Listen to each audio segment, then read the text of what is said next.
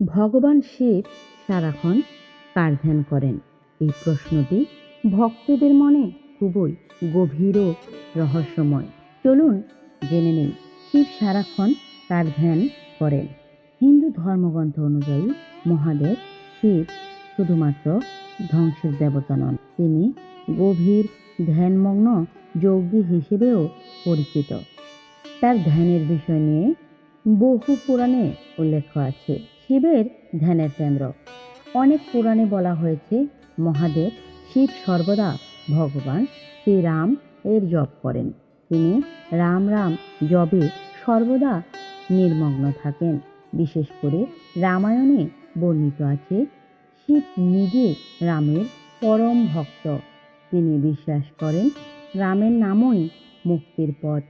কথিত আছে শিব জপে রাম নাম, রাম জপে শিব নাম। অর্থাৎ শিব যেমন রামের ধ্যান করেন, তেমনি রামও শিবের পূজা করেন। এই সম্পর্ক ভক্তি ও ভালোবাসার এক অপূর্ব উদাহরণ। শিব ধ্যান করেন পরম ব্রহ্মের। অন্যদিকে অনেক শাস্ত্রে বলা হয় মহাদেব শিব আসলে নিরাকার পরম সত্য বা ব্রহ্মের ধ্যান করেন।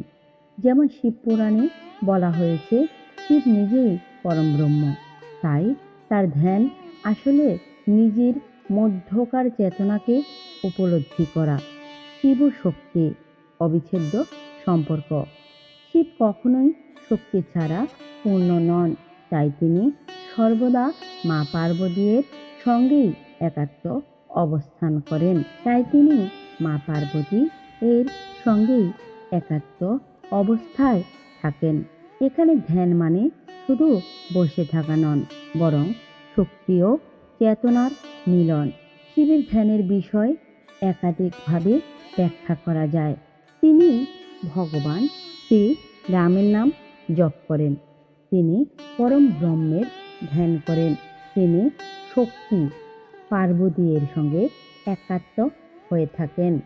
মহাদেব শিব শুধু ধ্যান করেন না, তিনি আমাদের শেখান ভক্তি, ভালোবাসা আর আত্মজ্ঞানই জীবনের আসল পথ। আপনি কি মনে করেন শিব কার ধ্যান করেন? কমেন্টে জানাতে ভুলবেন না। হর হর মহাদেব।